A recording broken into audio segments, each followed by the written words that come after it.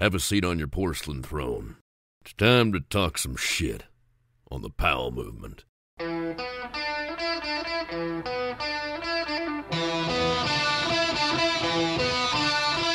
Welcome to the Powell movement. I'm your host, Mike Powell, and I know a week has passed, but I hope everyone had an amazing 4th of July. For me and my family, the holiday marked the first time in a long time that everything felt normal. It was like the pandemic didn't happen. We spent our day on the water. A good friend of mine has a waterfront pad on Alki Beach, and I've been spending a ton of time there. And we headed down for the 4th of July, and I brought down 8 pounds of tri-tip that I'd been smoking on my Traeger, and my wife made her famous Stars and Striped cake, and we celebrated all that is great about America. And while this country has sucked for a while, with all the outright racism, hate on gay people, divisiveness in politics, issues with police, it felt like the America I used to know, it seemed gone. But like my wife's famous cake that we haven't had in a couple years, the 4th of July made all that is great about America feel like it was back, even though it isn't. But what can I say? I really do love this country, and that's how things felt from my little bubble. But I know everyone has a different experience. And speaking of a different experience, my guest this week has an absolute batshit crazy story. Robert Guerrero is a skater, an inline skater, meaning he became professional in a sport that was also looked at as a fad, and he experienced his share of hate from it. But Rob G is a loving guy, one of those super nice, deep, thoughtful, caring people that are really few and far between. He's a guy who wasn't concerned about being a pro skater. He wanted to help people. And Rob G did that through heading to an Ayahuasca retreat in Peru. And then the unthinkable happened. This is one of those wait for it and holy shit episodes. And I'm not going to spoil the end of it, but let me tell you, you're going to want to listen to the end. Before I get into it, I want to ask you to follow me on Instagram at The Powell Movement. I also want to ask you to tell a friend about the show and subscribe to it wherever you listen. I also want you to support my amazing sponsors who make this thing happen. They are Stanley, the 10 Barrel Brewery, Alpine Vans, Peter Glenn Ski and Sports, and Rollerblade. Now, let's talk to one of the kindest people in action sports, Robert Guerrero. So it's been a long time since you and I have talked, and I'm going to start off the podcast talking about someone else that I've had on. Another inline skater that you've known who's been battling addiction, Ben Weis. And I've been in touch with Ben off and on. I was told his phone was stolen recently, so he's not answering my calls on his new number. But regardless, what is your best Ben Weis story? He was one of the greatest guests that I had on the podcast, so I like to bring him up whenever possible.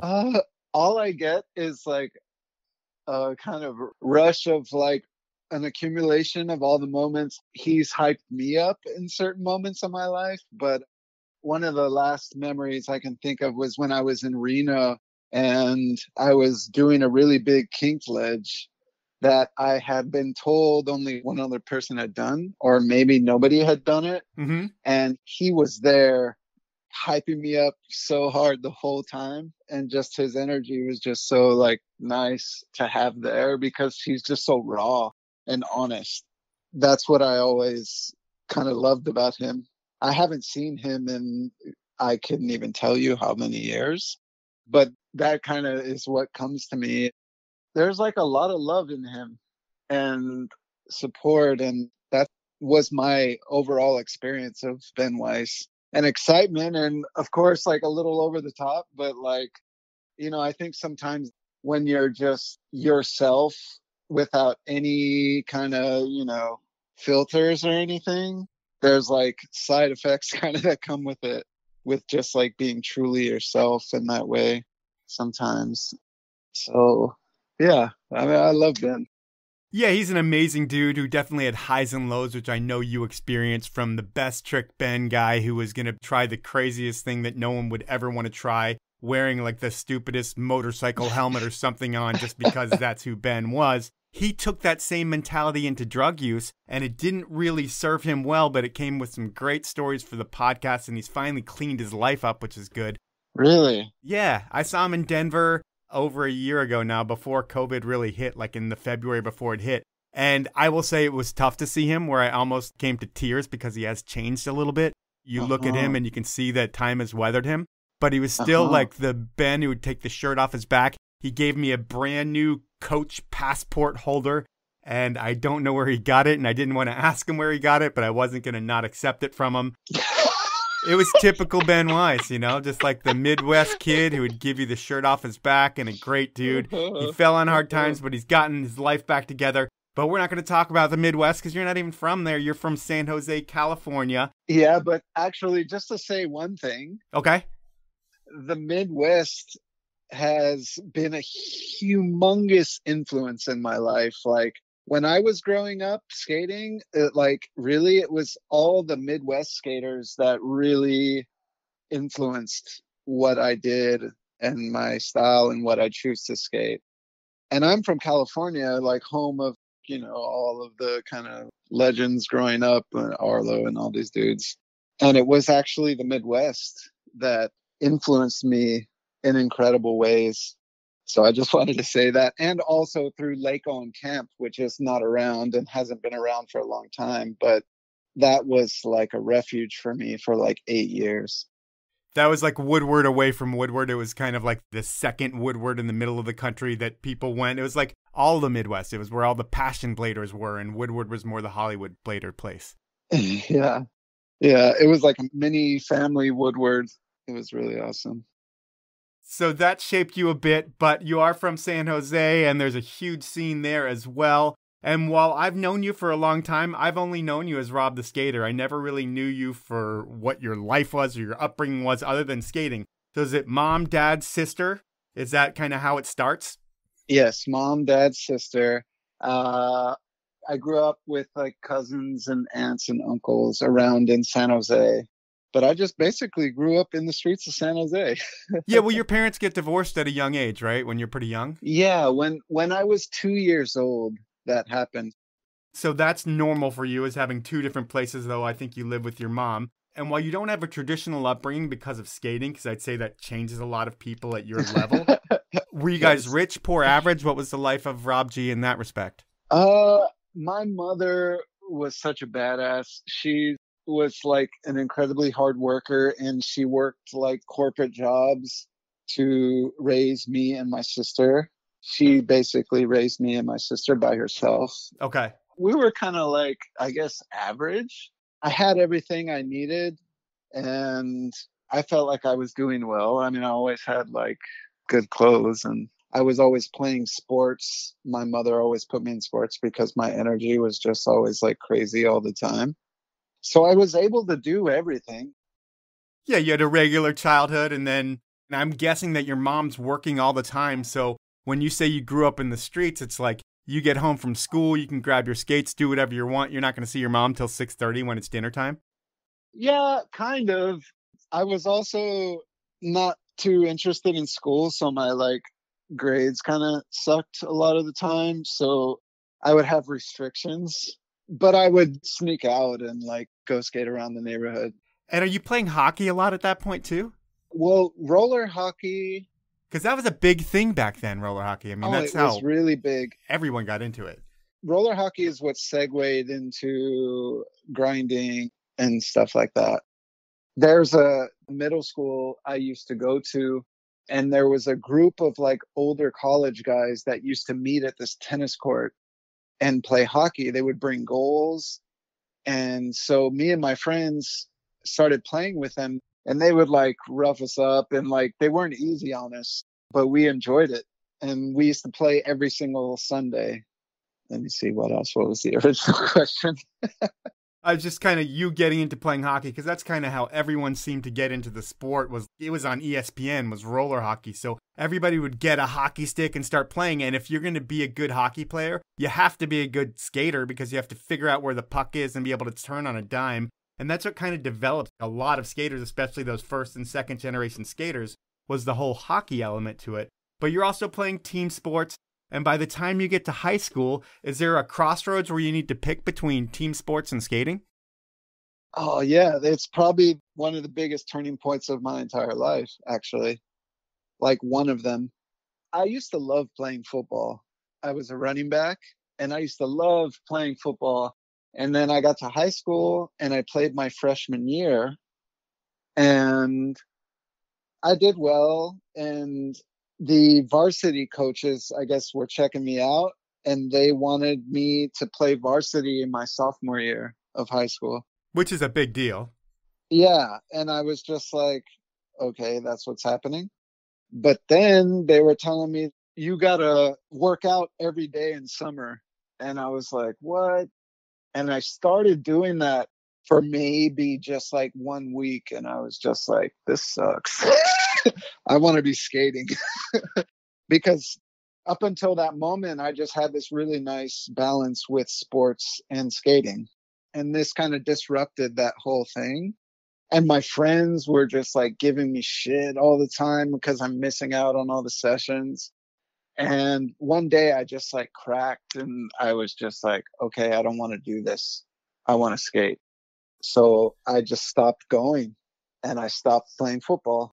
I told them that I had an injury that still hurt, which wasn't a complete lie because I had a separated shoulder in my freshman season of playing. Yep.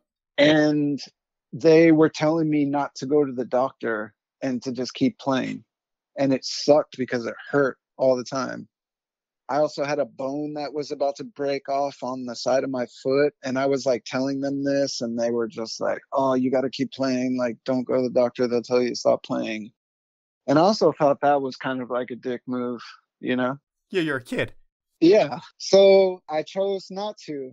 Was your mom cool with you not playing sports? Oh, my mom was super cool. Actually, at the time, I like didn't even want to tell them, like, I didn't even want that kind of conflict with them. I think I was like 14 or 15. And I told my mom, can you just tell them that I just can't play because of injury, which, you know, isn't the boldest, manliest move, but I was like 15 and 16 and there was a lot of emotions going on around the whole thing. I just think that you're like the nicest person ever, and have you avoided conflict your whole life, and that's just one version of you avoiding conflict. Yeah. Yeah. So I stopped and then I kept skating, and then high school came on and PE came on, and the varsity coach was coming to my locker every single day. And one day he came up to me after coming up to me a bunch and he said, you mean to tell me you can jump on those poles, but you can't play football? And I just looked him dead in the eye and I said, yes. And from that moment on, he stopped coming to my locker. You're kind of going all in with skating at this point because you decide you don't want to play football. Have you seen videos and seen what skating has to offer, like the future? I never thought about the future. Well, I mean, just the future of what skating could be, because you're getting into it when you're playing hockey. Are you seeing any of the early movies and seeing all the different tricks people are doing and realizing that skating's going to get a lot more fun because this whole world's going to open up? Because when you got into it, it was like the gear wasn't even right for what you were doing. So I got into hockey in middle school, and that was like 93, maybe. At that time, it was all just fresh and new. And I honestly, I wasn't thinking like that. I didn't have that kind of mind at the time to think about my future. I was just like doing what I felt was right, which is essentially what I'm still doing. Yeah. Your whole career, it seemed like you were a vagabond or a nomad, just traveling couch to couch, country to country and skating. Does it start like on the weekends then when you're leaving home to go skate? Are you like getting on a train and staying with friends for a weekend and just skating all over the city? Did your mom give you that kind of freedom? Oh, yeah, she did. And that is where it actually started, because I had to drive really far from where I was living at the time to go skate with friends closer to San Francisco. I used to go there and then meet up with everyone and then travel around all the cities kind of around San Francisco and stay with people and do that. So I guess, yes, that is where it began. And you come from a place that was really influential in blading. I feel like there's a lot of people in the sport when you were coming up even that had started to make a name for themselves. Are you seeing like the Julios of the world right away and seeing that firsthand? Yes, I was. I mean, shit, for you to say Julio, like there was a school down the street from where I was living, and me and my friends used to skate there. And every now and then he used to show up with another friend of mine, Mark Biala, someone he grew up skating with. Huh. and they would jump on rails. And this was at a time when I couldn't even jump onto a handrail. We were like using chairs and helping each other up. And like, I was seeing that. And then I was actually growing up and progressing alongside of many people who are not completely still in skating anymore, but during that time had a big influence on skating and the scene in the Bay Area as well. Yeah, I mean, your whole crew for 15 years helped influence not just the scene in the Bay Area, but I mean, you can almost look at it globally as they had their fingerprints on a lot of things that were going on. And some of them are still involved. And when I say globally, it's a time in blading or inline skating was like the first sport that seemed to really gravitate towards the internet and embrace it before anyone else. There was AOL chat rooms, and that's where skaters got to be friends. Were you all over that? Dude, I was like, oh my God, that actually saved my life. Not like literally, but like my mental, I guess, life, because I had to go to a high school that I was a loner at the time. And what I was doing was during school, on the lunches and breaks, I was using a computer in the science room to connect with people on AOL that were on the East Coast that were already out of school. And stay in communication that way. And then we were going in chat rooms, and like a lot of us at the time were in videos, and we would just be like, yo, it's so-and-so, and I was in this VG and I did this trick. And everyone watches movies religiously, so everyone knows like every single name and every single trick. And I think that actually in a lot of ways helped shape the culture, because I met so many people through it.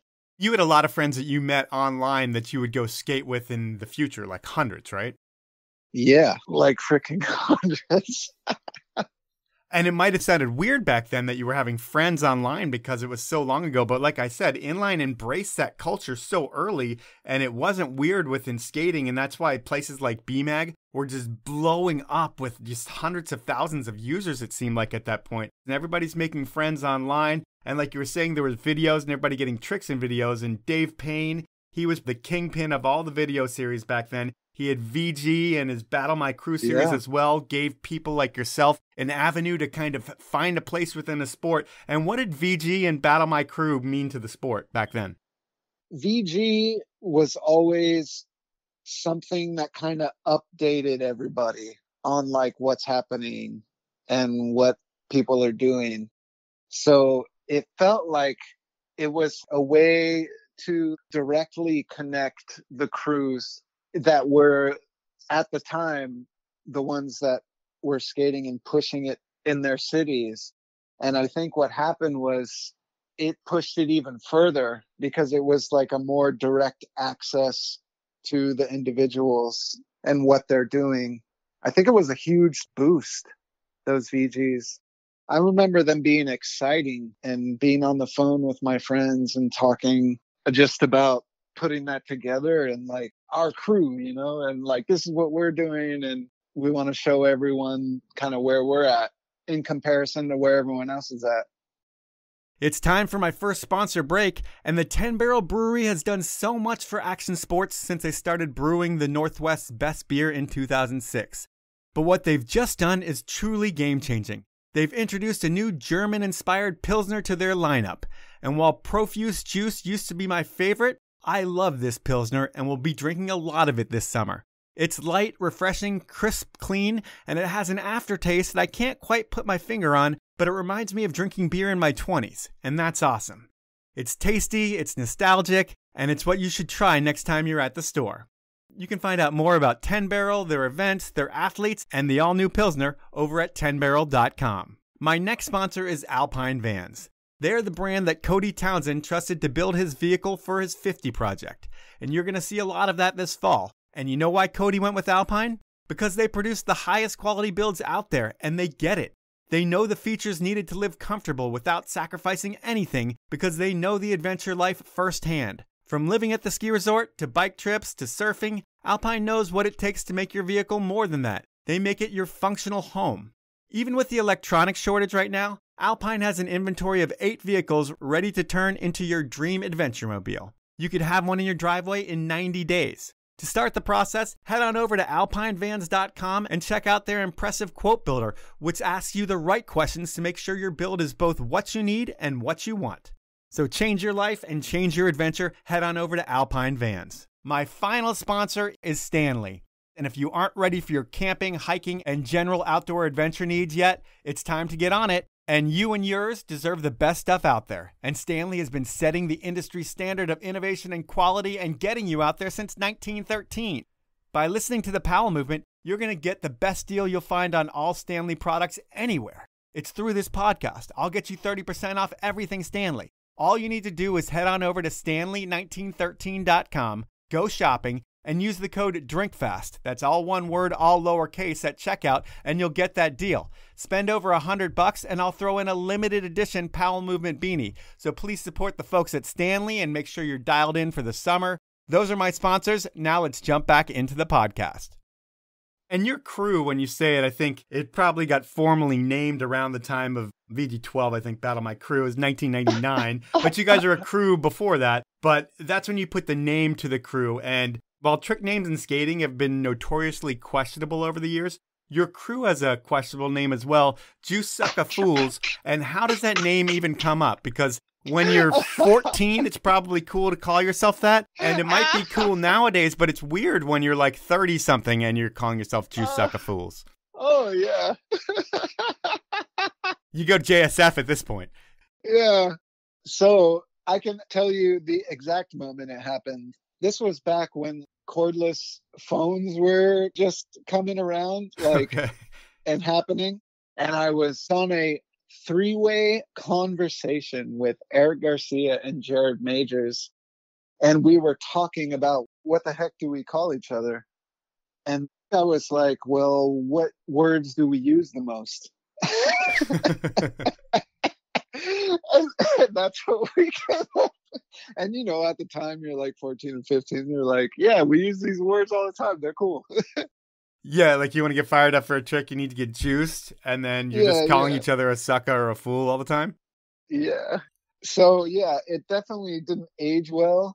And over that period of time, I kind of branched out into the world and didn't limit myself to any one crew. In fact, I think it was Battle My Crew 2 or 3 where I'm in like 4 different crews in the video. Like I have tricks in 4 different crews. And that's kind of been your mantra of your entire life, is just like you're not one place. Rob G is everywhere. And if there is like the spiritual philosopher blader, it is Rob G. And I think it comes out when we talk, and it'll come out more throughout. So it's not surprising that you were everywhere back then. But VG12, is that the first big exposure that you guys have outside of NorCal? Or have you already been in the magazines? I think I had maybe already been in magazines. I was definitely already in videos. VG6 was the very first video groove I was in. How old were you? 16, maybe. So is that when you start getting more confident in yourself too? Because it sounds like you're the loner in high school and you're on a computer by yourself at lunch all the time, like talking to your inline skate friends. But then when you start getting in magazines and stuff, does it start like your self-esteem kind of build? Like you're more proud of this, even though nobody knows what the hell you're doing? You're just like, I'm important almost? Not really. I kind of lived like a dual life because I was a loner at my high school and nobody knew who I was.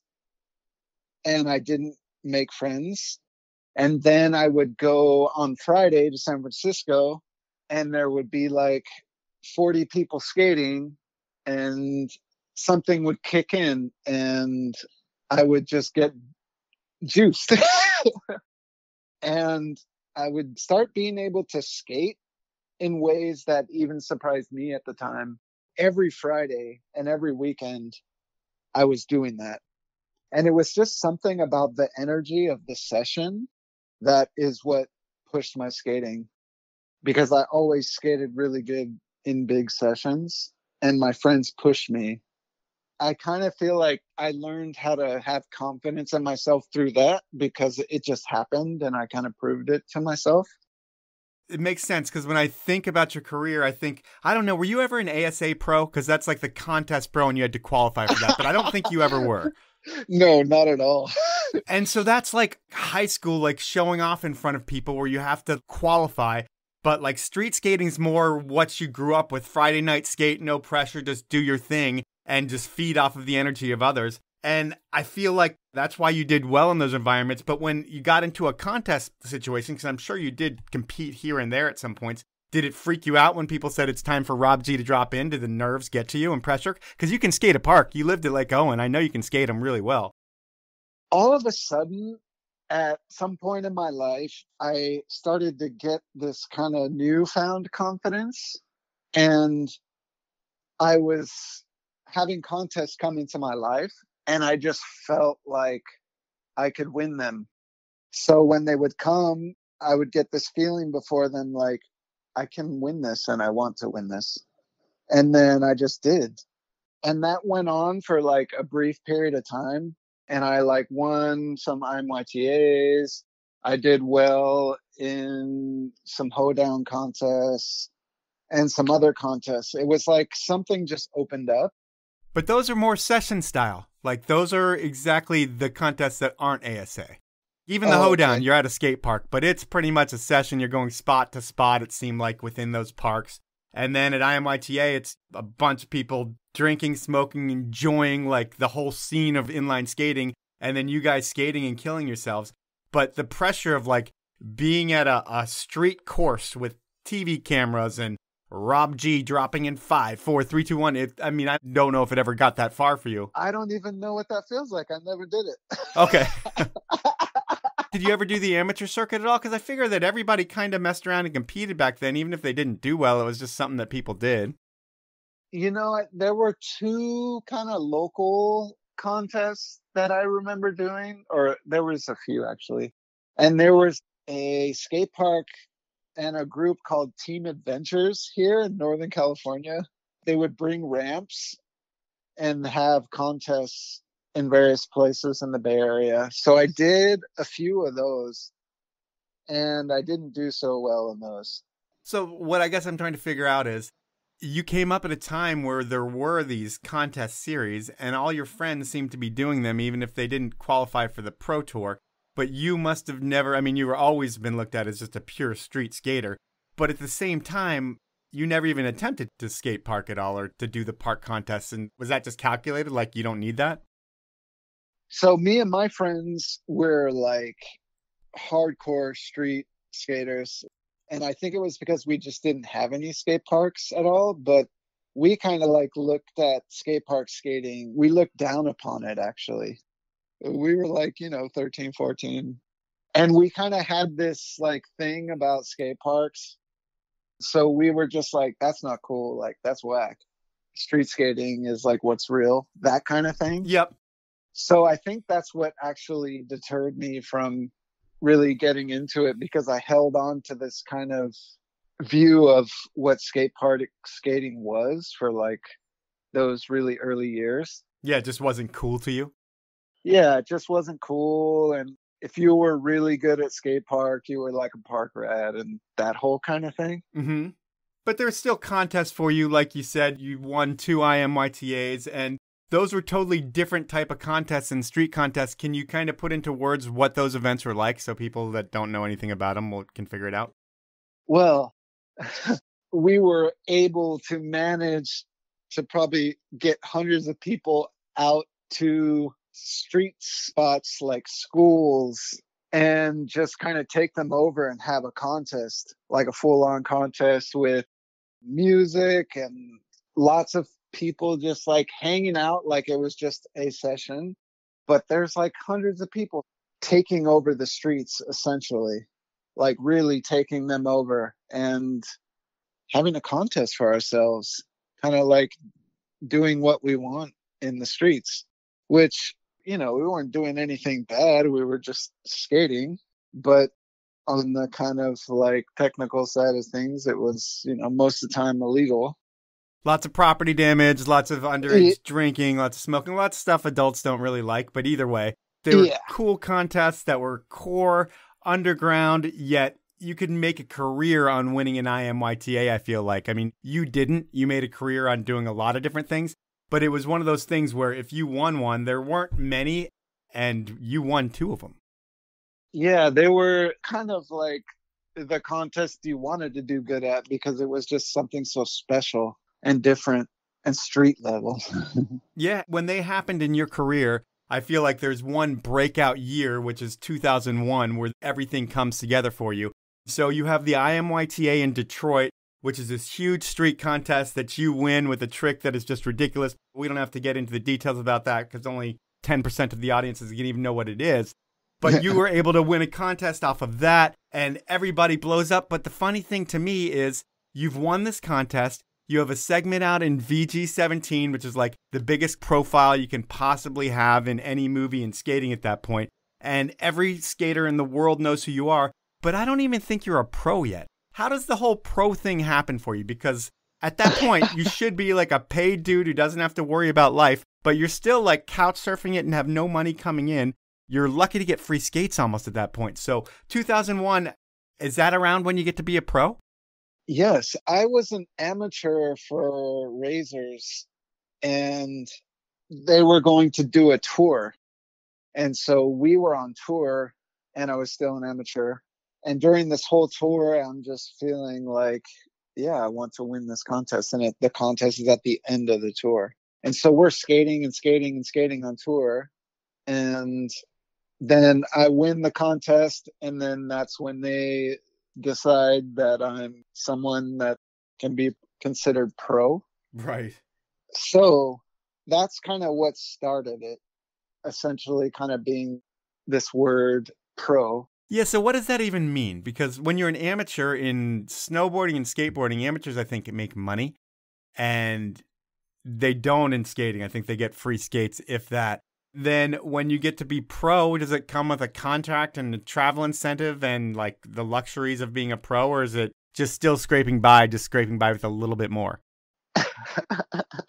Well, at that time, I would say that it was still scraping by, and it didn't mean anything, to be honest. You weren't excited to be pro? Like, because some people get excited, like you said, when you're in the chat rooms and stuff, you'd be like, hey, I was in this video. But when you become pro, you're at a level where you don't even, or at age where you don't even think to throw it out there because it doesn't mean that much? Well, I mean, I was excited, that I won the contest and that I was considered pro, but I didn't really tangibly feel any difference in what was happening in my life because of it. People talk about their money in monthly, and I know it's tacky to talk about money, but I'm a tacky person. I talk about it all the time. But are you making like $500 a month? And that's not even good. But were you doing that at least with Razors? Then I was starting to get paid $800 a month. So you're making like 10 grand a year. And then do you have any other sponsors? Yeah, I had 50-50. I had 50-50. So you had those 2 sponsors. So you couldn't have been making more than 14 grand a year, I wouldn't think. So no. Being a pro doesn't mean that much, but then you're Rob G, and you're always traveling. Like I said, you're everywhere, it seems like. And probably from the time you're 18 or so, when you can move out of the house, till maybe 5 or 6 years ago, I would think that you probably spend, 6 to 8 months on the road away from where home is? Well, home hasn't even really completely been a thing for... Home is like my body. And I kind of came to this understanding with myself after just observing the way my life likes to kind of flow. And that there was this idea of like having a home. I guess I wasn't meant to experience it like in the traditional sense that everyone else experiences it. My life is just a life of movement. I see that, but it's also a life of kindness, a life of spirituality, a life of meditation, a life of yoga, a life of a lot of things that I make fun of on this podcast because I don't understand them. But the more I was thinking about you and just how kind you are, you're the dude who, if you haven't seen someone for a long time, you're going to give them like a long, meaningful hug. And it's just like, oh, it's so good to see you. And you're totally honest about that. And in just seeing how you've lived your life, the nomadic Rob G style of way, you keep almost getting nicer because it's almost like part of the type of person you have to be to not rock the boat when you're constantly staying in other people's spaces? Well, to be completely honest, I actually feel myself not to be getting nicer. I feel myself become more honest. That's kind of what I want to be more than anything. And if I can't be honest, then I can't be who I am. And if I can't be honest in a space, then I don't want to be in that space. And I want that to be kind of what guides, not just being nice. Because I think there's a time for niceness. I also, if I'm honest with myself, I can look back and see that people pleasing was something I kind of carried around for a long time. And it's something that's taken a lot of work to just actually become aware of it and then see what the results of being that way are, and then understanding that that's not actually something I want to do. Like, you can be a good person and a kind person and not have to please everyone, because it's not healthy to do that. So that's kind of like what I came to realize about myself. Is it ever because you have to rely on people that you're people pleasing as well? Because when you're staying in people's places or doing stuff, it's like you have to be nice because they're being nice to you and giving something to you. In turn, you're going to give back the niceness and love that they want to get back from you. And if you rock the boat, it's not as fun as if you don't. Yeah, that was definitely a part of it. And then it's even with sponsors and everything else. You have to please people all the time. It's like there's a lot of crap that you probably don't want to do that you have to do in order to get your $12,000 a year or whatever it is when you're skating. You know, I guess I've kind of been lucky in that regard, because I feel like I try to just consistently just be like, this is me and this is what I do. And if you're down, you're going to support it. And if you don't want to support it, then you're not supporting it. And it's not happening. And it didn't happen for a while. I mean, there was years where you're one of the best skaters in the world, but you barely have any sponsors. By like 2004, I think you have Physics and you have Skate Pile and you're living in Atlanta with Tom and all those guys. But eventually those sponsors go away and you have no sponsors. You're just getting free skates and you're still putting out a shit ton of content. So people are still stoked on Rob G and they're talking about Rob G, but there's no money coming in. Does it feel like it's going to be the end of your career at that point? And you might not even think of it as a career, but... Yeah, I actually went through a very interesting period where Tom Hyser had to call me and let me know that Skate Pile and Physics were going under and that he would not be able to pay me anymore. And at that point, he was the only one that was paying me in rollerblading. Right. And I was making like $400 a month. But the way I lived, you know, I was able to make it work. That's crazy to me, the way you live, you're able to make it work, because $400 a month doesn't pay for health insurance. No, definitely not. But you are a guy that puts his life at risk at all times, it seems like, or at a lot of the times when you're doing what you do. Did you ever have health insurance throughout your skate career? No. Did that ever bite you in the ass? One time. Was it bad, or, I mean, did it take you 10 years to pay off? No, it wasn't bad. I was doing this 666 rail that me and Haffy did.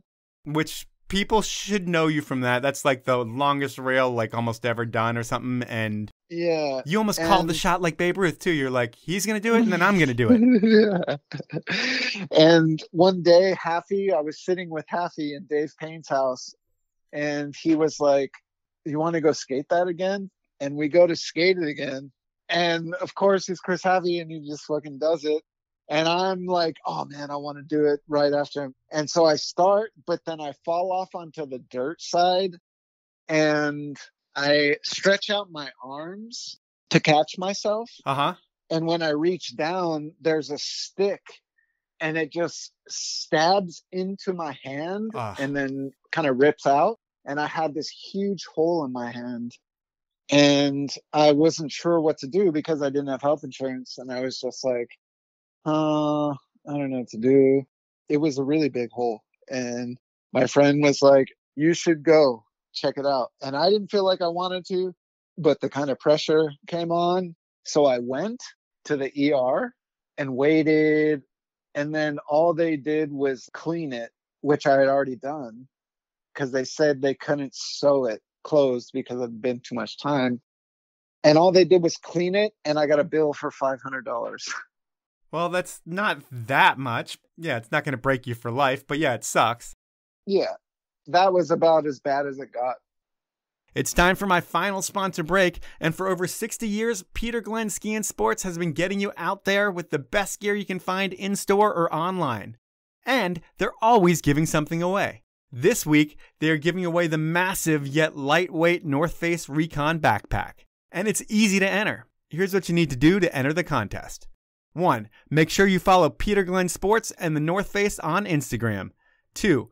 Like the North Face giveaway post. 3. Tag 2 friends in the comments that would love the backpack. The winner will be selected on Friday, July 9th, and remember, only one entry per person. To find out more about all things Peter Glenn, head on over to peterglenn.com. My final sponsor is Rollerblade, and if you're a skier and you don't skate, you're missing out on the best crossover tool ever invented. Inline skates not only keep your legs in ski shape, they're one of the best full-body workouts this side of swimming. They also don't require the car rack or shipping fees of a bike, and they're so much better on your knees compared to running. And it's more like skiing, meaning it's really fun. To get yourself in ski shape, or to stay in it, check out the free Skate to Ski app in the App Store.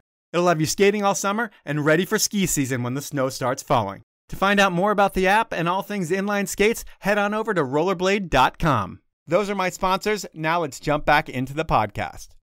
Eventually, you have no sponsors whatsoever, but then Tom Hyser comes back calling. He's with Rollerblade, and he calls and he's like, hey, we want you on the Rollerblade team. And it's odd because Rob G's not a big brand guy, it doesn't seem like. You're like holistic, I'm going to do what I like, and I'm not going to be told what to do. And you know what? Rollerblade doesn't tell you what to do, it doesn't seem like. They just want to keep you traveling the world, skating and creating content. And for you, that's perfect to do that on someone else's dime. Is that what 8 years of Rollerblade was all about? Was like different types of skating, but really just traveling the world and skating a shit ton? Yeah, that's exactly what it was. And since I've been skating, Tom has been a positive influence in my life, from just looking up to him when I was a kid to him moving to San Jose, and I met him there, and influencing John Julio and John Starr and all of that. So he's just consistently been in my life in like a really rad, positive and supportive way. So yeah, he was like, do you want to be a pro skater again? And I was like, yeah.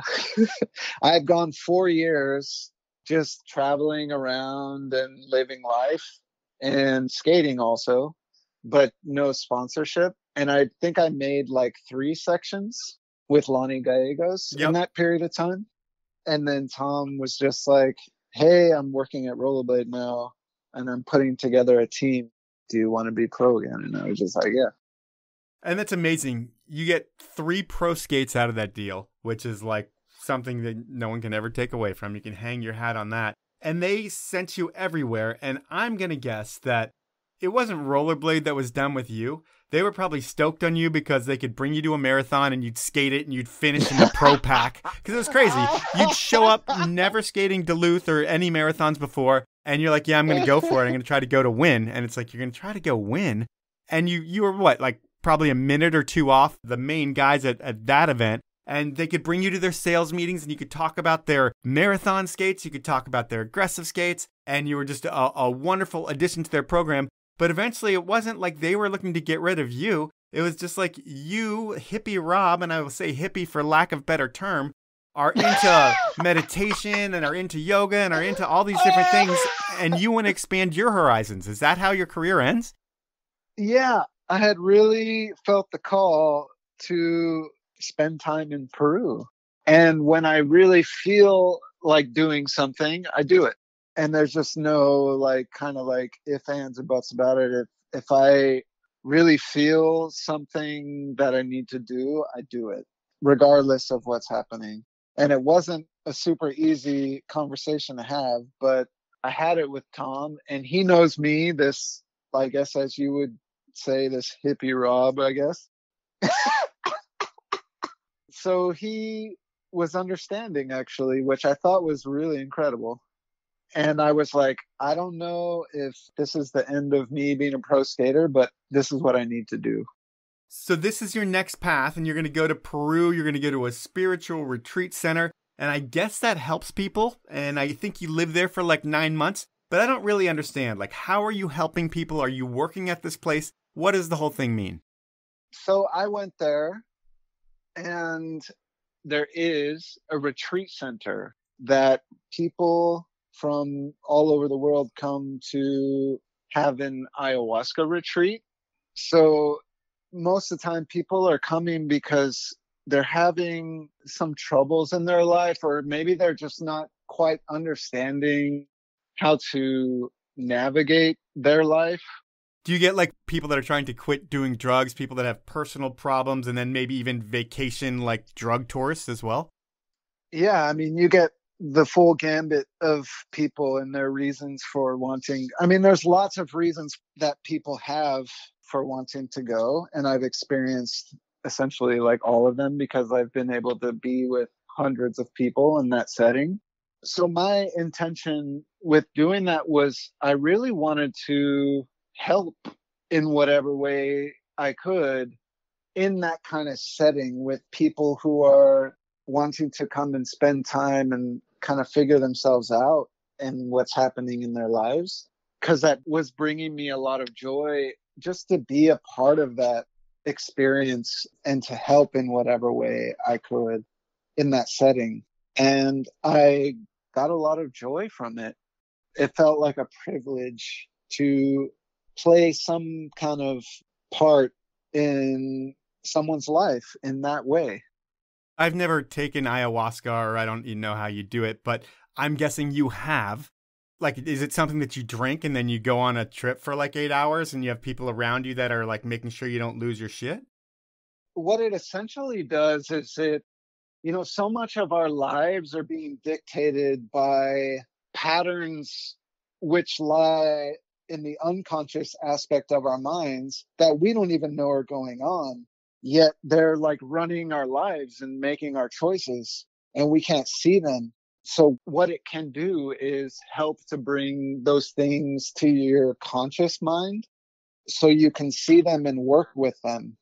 These kind of patterns of behavior or experiences you've had in your life that you don't normally see or you've forgotten about. And that's just one aspect. I mean, is there a hallucinogenic effect to it? Yes, there is, but I never experienced that with it, actually. Huh. And I think a lot of people are drawn to it because they want some kind of trip. Yeah.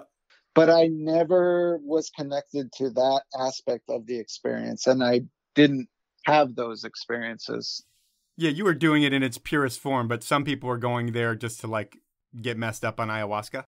Yes, I have experienced people with that intention. However, usually those people get something completely different because this experience is such a mystery. And I mean, life's a fucking mystery, but nobody knows what's happening and how it's working.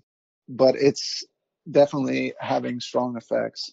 So you do this for 9 months or so, and then you need a retreat of your own, it seems like. It's like almost like you need a vacation from your work, which is meaningful work, but you need to chill.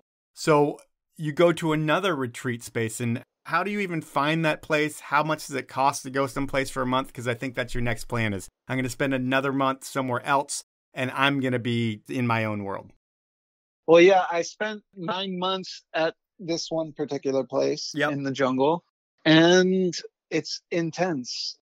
And I hadn't dealt with that level of intensity yet because you're with people essentially like all day, and you're ready to be with people at any time, at any given moment. At the ayahuasca retreat. Yes. So at the time, I didn't realize just how it was affecting me, like my own emotional and mental well-being, because I'm just focused on others the whole time and taking care of others. Like that's my only job, essentially. Yep.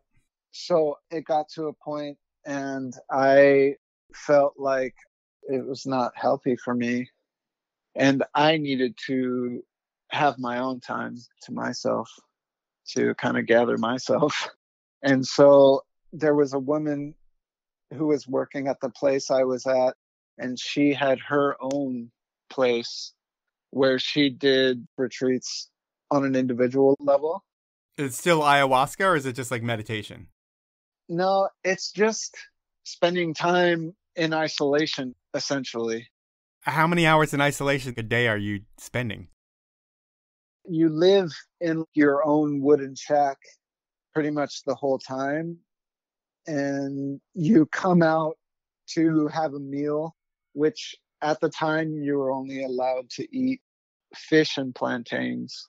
There were certain restrictions. So most of the time I was alone in my kind of like designated area. That's super strange to me, but to each his own, I'm not going to judge. Well, it's meant to, like, when you're just alone without any kind of influence or distraction, you get to see yourself a lot more clearly, and you're kind of forced to be with yourself no matter what comes up. But you're bored. And if you're someone who wants to know yourself better, then it's the best thing you can do because there's no distractions. And I mean, I'm not just saying like going out into a jungle and spending time alone, but just in general.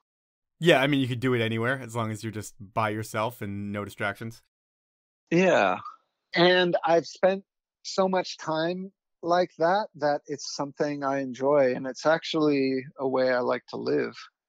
So in your nomad state of traveling, like you are totally fine with the interactions of all the different people that you get, or you could sit in a shack by yourself and be totally as engaged, just different engagement. It's like you're engaging with yourself in that respect. But you're not at this retreat for too long because this is where your life takes like a crazy turn for the worst. And you might not even know what happened. But from what I was able to find, there was an altercation that you were in with a 63-year-old man. That man had a gun and he pointed it to your head and shot you point blank. Is that what you know? I mean, sorry to be so blunt about it, but I don't know how else to talk about it. No, that's, I mean, it's really as simple as that. You know as much as I know. So you don't remember anything about the dude or the situation, really? No. My only memory is lying on the floor with this kind of coldness of death and blood coming out of my head. Jeez. And so you probably don't get any more details on the altercation, but you're like a nice dude that I can't. Have you ever been in a fight? I've never been in a fight in my life. Okay, so yeah, I'm thinking that the altercation thing with you is really strange. So this guy, who knows what was going on within his head, or if you said something that confused him and he decided to shoot you in the face. But that's what happens, and you're in the jungle. How do you get to a hospital? Like, what are the steps to get you from the jungle bed to a hospital? Well, there's a hike that needs to happen, and then you need to get onto one of those tuk-tuk motorcycle things. Okay, so how long's the hike first? The hike's maybe like 20-something minutes. Okay, that's not that bad, but then you have to get on a little motorcycle. Yeah, and then you got to go for like another 15 minutes to a port. Okay. And then you got to get on a boat to go to the major city. So the whole process from the time that you're down to the time you get to a hospital, is it like a couple hours? At least. And I think someone had told me that there was a 5-hour waiting period that happened. Waiting for a boat or something? Like, I don't even know what for. I guess there was it wasn't even 5 hours until I was taken or something like that. But you have no recollection of anything that's going on. You just know that you end up in this hospital in the major city. Is it like Lima? Is that where you go to? No, I go to actually a hospital that's not really that nice. Well, I mean, I don't want to say not nice. But like more of a jungle-ish hospital than like a city hospital? Yeah. It doesn't have all the kind of like modern things. So, yeah, I was taken there, which I have no memories of at all. So I don't remember anything from that period. So you're at the mercy of total strangers at this point, just like anybody you met at the retreat. Yeah. And then behind the scenes, the word's starting to slowly get out that Rob G has been shot. And one of your best friends, Lonnie Gallegos, he's been one of your main filmers over the year. He starts a GoFundMe, gets on a plane for Peru. And over the course of the next couple of days, they have to do a ton of different things to get you back to the States Like, what are the steps do you know now? Because back then you're out of commission. Lonnie's running the show, I would think, and your dad as well. But do you know, like, what needed to happen for them to get you from Peru here and to make it so you could be a normal functioning Rob G today? So, yeah, Lonnie was who got the whole thing started. And then as kind of word got out to my family and other steps needed to be taken, it got passed on to my dad and my sister. Okay.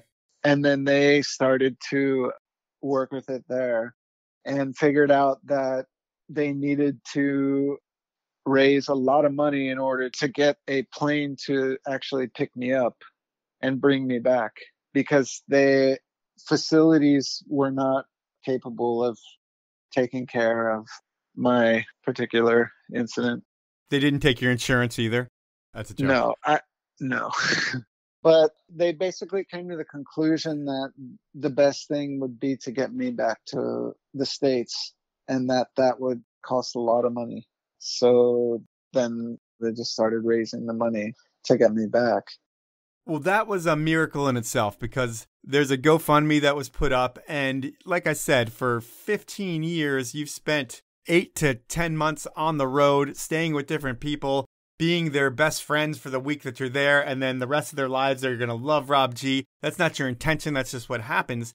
And then when something like this happens, within 2 or 3 days, you have over $100,000, I feel like, in that GoFundMe. And the ability to get you back here and do stuff is a real thing. And did they have to get a special flight, like a low altitude flight, because they didn't want like the bullet protruding out of your head or something? Yeah, it's like a hospital airplane. I don't know what the correct term for what it is. Okay. But you do have to fly at low altitudes for sure. And I was put into a coma as well. Did you come to it all before any of this, before you were put in the coma? Did you know what was going on? And then they're like, all right, now we're going to shut you down? No. So you don't know anything that's going on that whole time? No. So when you get back to the States, do you just wake up one day in a hospital and look around and just see friends and family around and you're like, what the hell's going on here? Yeah, like I remember starting to come to, and then like a nurse straight up asked me, did I know why I was there? And that was the first thing I recall, was this nurse just looking at me and saying, do you know why you're here? And it was just such a weird thing. And I just looked at her and I said, just no. And then she said, in this kind of like sweet voice, she was like, you've been shot in the head. and and I was just, it just didn't make sense, actually. I remember being like, okay. And then I remember like being in a bathroom and looking in a mirror and seeing that there was this wound there. And then everything kind of like slowly started to come together, even though I didn't necessarily know what was happening. Like I was conscious that I was Robert and I'm in California and there's family members around me. And apparently I'm shot in the head. So, yeah, like that's kind of when I started to basically come back online, I guess you could say. Is it like coming back online, but a little glitchy, everything a little bit slow, and then over days? Because, I mean, I saw the whole GoFundMe thing. I donated, which I usually don't donate to those things, but that was one of those things where it's like, Rob's such an amazing guy and he's going to die. That's just kind of what I thought, right? When someone gets shot in the head, you think they're going to die. And it was terrible. And it was like, yeah, let's do whatever we can to get him back here, whatever. And you're one of those guys, though, that's like totally spiritual. You're always doing the right thing, saying the right thing, trying to help people. And do you think, like, in the harmony of the world, the way you've lived your life these past 20 years are what helped you live through this whole thing? You know, my life is such a life is such a mystery to me. It's actually hard to answer that question. I don't know why I'm alive. I mean, it's a miracle. It's the only really way to say it. Well, all I can say is that this thing just wants to keep going. This body I got, it's not done. And it doesn't want to stop, so it keeps going. And where I was going that I totally forgot to say is, after that GoFundMe, within 4 days, I'm reading that you're like sitting up in the hospital asking for burritos and shit. Like you're totally normal, yeah. It sounds like. Yeah. I remember it didn't happen super fast. I mean, I remember half of my face I couldn't work properly. And it took me a long time to even feed myself. It took quite a while. I mean, yeah, there were moments where I was lucid and being able to say certain funny things and do that. But it was quite a journey to kind of come back to a sense of physical normalcy. How long does that take to get to where you feel like you can do stuff like you used to? So, I mean, I guess I could just start with the kind of rundown to try and give myself an idea of when that was. Like, it started with being able to feed myself, and then it moved to being able to speak properly because I wasn't speaking properly. Okay. And then they wanted me to get out of the bed and start moving and like walking. And I couldn't walk straight. And then I started to go to like physical therapy, and it was so funny, dude, because they got me doing all of these balancing routines to get my strength back. Yep. And my balance is just sucking. The physical therapist is like helping me, and I'm like, dude, normally my balance is like incredible. I'm like trying to tell him like I'm usually way better than this. And then there's like nurses taking me out for walks. Then I start using a walker. Yep. I'm able to do that for a while. Then I don't have to do the walker. I'm walking, but still kind of sideways a little bit. You need like alignment fixed? Yeah. But I can move around and I can go outside and walk. So at that point, like I'm able to eat and like function in all of those things. But then when I get out of the hospital, I go back to my dad's house and I start walking with him in the mornings. And he helps me notice when I'm not walking straight or I could walk better. Yep. And then I start walking by myself. And that's kind of when I started to kind of like get things moving. And I was taking my time and being careful, walking by myself. And then I started jogging very slowly. Because you're used to be one of those dudes that would jog. Like you'd be like, hey, I'm going to go for a run. And you come back like 5 hours later. Yeah. And I'm still that dude. But yeah, I used to be like that. So it was really challenging in that way because I knew what I was capable of. Right. And it wasn't lining up with what was happening. So are you just frustrated all the time? Not so much with the running. The frustration didn't come until it came to start skating. And you realize you sucked. You can see all the tricks and you can see how to do them and know what to do, but the muscles aren't working correctly. Yeah. Well, you know, the shitty part was that I had such a good memory of what I should feel like that it made it really challenging to kind of start over again. Yeah, I can imagine. I mean, because you can remember different tricks that you've done and how they felt. And then when you can't lock on just the basic stuff, it's, you know, really frustrating when that's all you know. Just like the balance was at the physio guy. You know, it's like, hey, I'm way better at balancing this, but it's almost embarrassing right now that I can't balance. Yeah. Are there any PTSD type things that you have to deal with or any things that are fundamentally different about you after the bullet? Well, you know, I want to say it's really funny that you say that now because I definitely have been noticing in the last weeks some aspects of like trust in terms of like my environment and those around me. Just like your general safety? Yeah, just kind of like a general safety in the world. Huh. And it's not something I feel like all the time and that is like super duper strong, but it's something in the last few weeks that has kind of been making itself known. I mean, my car got broken into, so I think that kind of triggered something. about just like that general safety in the world, which makes sense to me. Yeah, it totally makes sense. But you know what? I feel like I don't even know if lucky is the correct word to use here, but in terms of my physical recovery from all of this, I haven't experienced a lot of other experiences that I've heard from people with this kind of injury. No, I think lucky is a great word for it because there's so many different aspects of luck. You're lucky you don't have those side effects that a lot of people have, but you're lucky that the bullet wasn't a millimeter this way or that way, and so many different things could have happened, and they didn't, which is a great thing. What is your life evolved to now? When people used to ask you, they'd be like, hey, what do you do? And you'd say, I'm a pro skater. What are you now? What has life evolved to for Rob G? Life right now, it's very simple.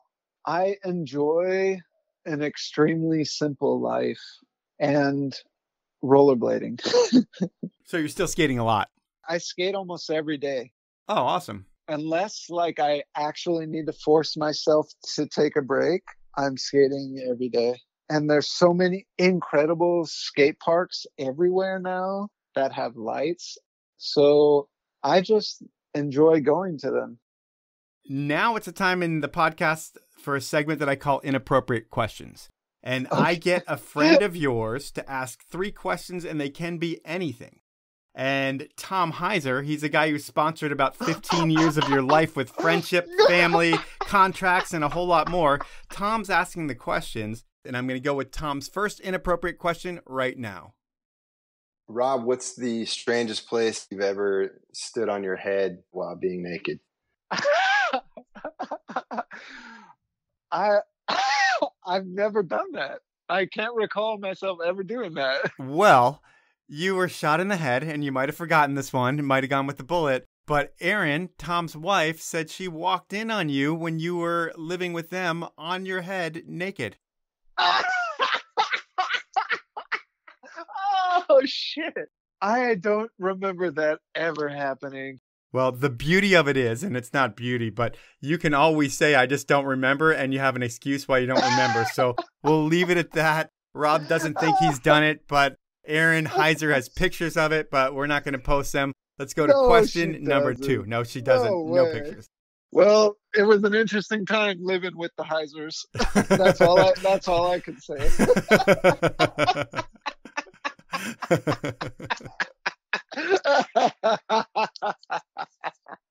All right, I'm going with question number 2. Okay. Rob, who is Hoofentooth, and what is he known for? Okay, so Hoofentooth was an eating alias given to me, and Hoofentooth could just eat and eat and eat, and Hoofentooth still can eat and eat and eat. It's just like an alias I was given. Is it like the night candy eater? Yeah, the night. I didn't know maybe if he regarded it towards that, but I was definitely the night candy eater. Like they'd all go to sleep and you just raid the snacks? Yeah. Oh, man. Tom knows too much. All right, we're going to go with his final inappropriate question. Here we go. Rob, what's the longest stretch you intentionally, by your own decision, lived on the streets, and where were you? Well, I didn't technically live on the streets, but I spent a lot of time in the streets. I mean, at the time I was living with Lonnie, and he was busy doing stuff during the day, so I would just like walk the streets of Austin and come across many interesting individuals, but I think that was probably like a month or something, but I didn't technically live on the streets. You were killing time. Yeah. Most of the people and experiences I ran into were homeless, so maybe that's why he thinks that. What's the most crazy homeless experience you had in Austin when you weren't homeless, but you were hanging out with homeless people? Well, I don't know if saying I was hanging out with homeless people is an accurate decision. There just happened to be a couple instances that happened. One that was actually really sweet was there was a man, and it kind of just looked like he was on drugs, and he was flinching at people. Like scaring him? Yeah, like he was gonna get hit or he was gonna hit. And he was walking towards me on like a sidewalk. And he kind of like lifted his arm towards me. And I just like grabbed his hand and I hugged him. That is so Rob G right there. And then I invited him to come eat with me. And he did. And he came and ate with me. And then he just started telling me his whole story, and that he was homeless, and that he was from Florida, and he'd been beat up many times, and basically describing why he was acting the way he was. And he like opened up and ended up being just like a really nice dude, like a super nice dude. It's reasons like that why that bullet didn't kill you, Rob. It's because you've been so good and kind to people, and the world needs more of you here. And I feel like that's why, you know, when I was saying, do you think it's because of the way you've lived your life? I don't really put much credit to that. I don't believe in horoscopes and weird shit like that either. But there could be something to it, because I've always seen you over the years, and you've always been like such a good, kind-hearted, totally different skater and type of person than anybody else within the industry. You definitely had the talent and the creativity and all that great stuff, but it never really mattered with you because everybody wanted to see you because you were such a great person, and the skating was kind of like the sugar on top of everything. So I don't know. It's pretty cool. I don't know where I'm going with this. It's kind of the end of our podcast, and I want to thank you for your time, man. And yeah, it's been a pleasure knowing you for probably 20 years, although I haven't seen you in at least 10. Yeah, man. It'll be nice to see you again, and I'm glad you're still here with us. Thank you, Mike. It's super nice to know you and still know you and be alive to know you as well. So that was time with Rob G. And holy crap, what an insane story. He got shot in the face from point blank range, and he lived to tell the tale. And while it took a Herculean fundraising effort and hard work on Rob's part, he can walk, he can talk, he can skate, he can do just about everything these days. I haven't seen Rob in person, so I can't say that he's 100% from my own eyes, but he sure does sound like it. And I hope y'all like this one. I know inline isn't my biggest audience, but I don't care. It's my roots, and the more I think about this podcast, it's all about the stories told. Everyone is an easy interview if you want them to be. So when I'm prepping for these stories, I always try to find the angle that I think will make the most interesting podcast for you. So if it's an inline skater, a base jumper, or whatever, if they're on my show, this podcast is going to be interesting. And based on the reviews, you feel that way too.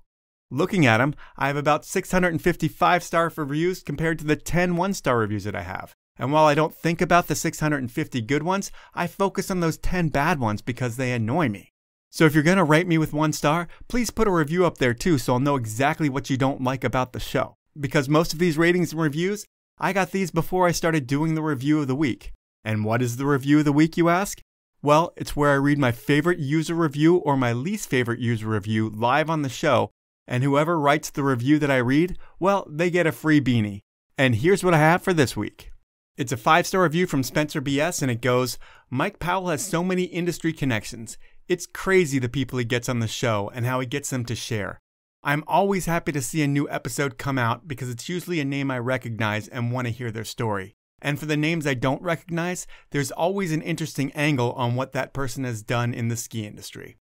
Well, Spencer, I thank you for that review, and I'm reading that this week as it's really relevant because Rob G is not a name that everyone is going to know, but I think once you get through this podcast, you realize how interesting it is, and you might not be an inline skater out there, but everyone can relate, or actually no one can relate to actually having a gun put to their head and having the trigger pulled. But Rob can relate to that. He tells the story and he lives to tell the story. So it's an amazing episode this week. And I think this review really relates to Rob G and maybe not knowing what he's all about, but after listening to his podcast, finding out that it was really interesting. So I thank you for your review of the week. You are going to get a beanie from me. All you need to do is email me at mike@thepowellmovement.com.